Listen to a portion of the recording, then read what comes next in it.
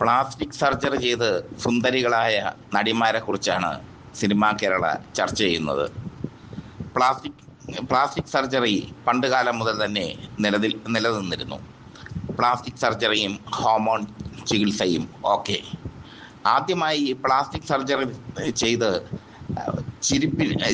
ചിരിയിൽ അഴകുണ്ടാക്കിയത് KR വിജയയാണ്. KR വിജയ സിനിമയിലേക്ക് കടന്നു വരുമ്പോൾ അവരുടെ പല്ലുകൾ വിരൂപമായിരുന്നത്രേ.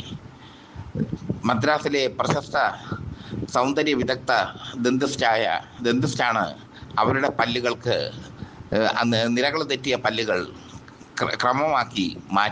ക്രമരഹിതമായ പല്ലുകൾ ക്രമമാക്കി മാറ്റിയത്. പിന്നീട് KR വിജയ തമിഴ്നാട്ടിൽ അറിയപ്പെട്ടത് ചിരിപ്പഴകി എന്ന പേരിലാണ്, ചിരിയുടെ തമ്പുരാട്ടി എന്ന പേരിൽ. മറ്റൊരു നടി ഉണ്ണിമേരിയാണ്. ഉണ്ണിമേരി സിനിമയിലേക്ക് എത്തുമ്പോൾ ഉണ്ണിമേരി തന്നെയായിരുന്നു. ബാലതാരമായാണ് അവർ സിനിമയിൽ എത്തിയത്. ഉണ്ണിമേരി തൻ്റെ ശരീരത്തിന് അഴക് വർദ്ധിപ്പിക്കാൻ ഹോർമോൺ ചികിത്സ ചെയ്തു. മാരണങ്ങളും തുടകളും മാംസളമാക്കാനുള്ള ഹോർമോൺ ചികിത്സ. ആ ഹോർമോൺ ചികിത്സ ഉണ്ണിമേരിയെ മാദക നടിയാക്കി മാറ്റി. ഒരു കാലത്ത് ഉണ്ണിമേരി ചെറിയ പ്രായത്തിൽ തന്നെ ഹോർമോൺ ചികിത്സ ചെയ്തിരുന്നുവെന്ന് അക്കാലത്തെ മാധ്യമങ്ങൾ സാക്ഷ്യപ്പെടുത്തുന്നു. മറ്റൊരു നടി ശ്രീദേവിയാണ്. ശ്രീദേവി മൂക്കിനാണ് സർജറി നടത്തിയത്. ശ്രീദേവിയുടെ ആദ്യകാല മലയാള ചിത്രങ്ങളും തമിഴ് ചിത്രങ്ങളും ഒക്കെ പരിശോധിച്ചാൽ അറിയാം, അവരുടെ മൂക്കിൻ്റെ ഒരു വലിപ്പ കൂടുതൽ. അത് അവരുടെ സൗന്ദര്യത്തിന് വിഘാതമായി നിന്നു. ആ മൂക്ക് പ്ലാസ്റ്റിക് സർജറി ചെയ്തതോടുകൂടി ശ്രീദേവി ബോളിവുഡിലെ താരമായി മാറി. ശ്രീദേവി തന്നെ ഇത് പറഞ്ഞിട്ടുണ്ട്. മൂക്കിന് തടിച്ച മൂക്കുണ്ടായിരുന്നപ്പോൾ ശ്രീദേവി നിഷ്കളങ്ക സൗന്ദര്യത്തിൻ്റെ പ്രതീകമായിരുന്നു. എന്നാൽ മൂക്ക് പ്ലാസ്റ്റിക് സർജറിക്ക് വിധേയമാക്കിയപ്പോൾ മാദക സൗന്ദര്യത്തിൻ്റെ പ്രതീകമായി മാറി. മറ്റൊരു നടി രംഭയാണ്. അമൃത എന്ന പേരിൽ മലയാളത്തിൽ ചമ്പക്കുളം തച്ചനിൽ അഭിനയിച്ച നടി. അമൃത എന്ന പേര് മാറ്റി രംഭ എന്ന പേര് സ്വീകരിച്ച് അവരങ്ങ് തെലുങ്കിലെത്തിയപ്പോൾ അവിടെ തുടയഴകും മാറട വലിപ്പവും ഒക്കെ കൂടുതൽ വേണം.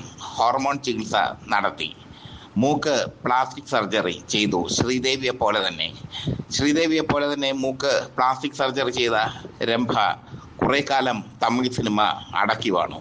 അത് ചരിത്രം. മറ്റൊരു നടി മീനയാണ്. മീനയും മലയാള സിനിമയിലൂടെയാണ് തുടക്കം കുറിച്ചത്. പിന്നീട് മീന തമിഴ് സിനിമയിൽ സജീവമായി മാറി. മീനയും പ്രഭുദേവയും തമ്മിലുള്ള ബന്ധമൊക്കെ ചർച്ചാ വിഷയമായി മാറി. മീനയും ഒരു കാലത്ത് ഹോർമോൺ ചികിത്സ ചെയ്തിരുന്നു.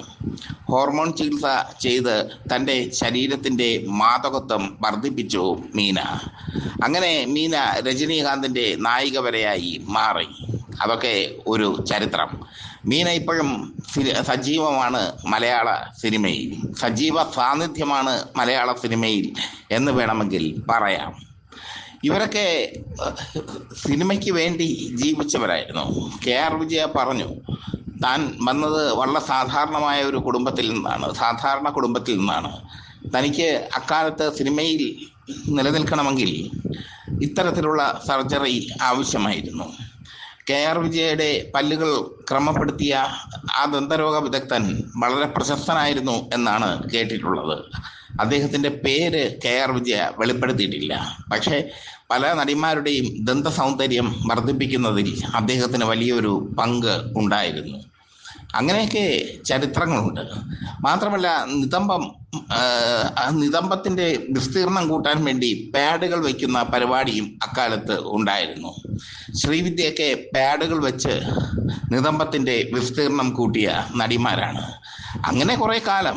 ഇപ്പോൾ അതിൻ്റെ ആവശ്യമില്ല. നിതംബത്തിൻ്റെ വിസ്തീർണം കൂട്ടാൻ വേണ്ടി പ്രത്യേക എക്സസൈസുകളുണ്ട്.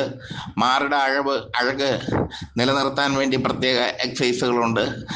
അതിനു വേണ്ടി മാത്രം വിദഗ്ധരായ ആൾക്കാരുണ്ട്, വിദഗ്ധരായ ട്രെയിനേഴ്സ് ഉണ്ട്, ഭക്ഷണക്രമമുണ്ട്. കാലം മാറി. പക്ഷെ പണ്ടങ്ങനെ അല്ലായിരുന്നു. പണ്ടത്തെ കാലം ഒന്നുകിൽ പ്ലാസ്റ്റിക് സർജറി അല്ലെങ്കിൽ ഹോർമോൺ ചികിത്സ. ഇതായിരുന്നു ആ കാലത്തിൻ്റെ പ്രത്യേകത.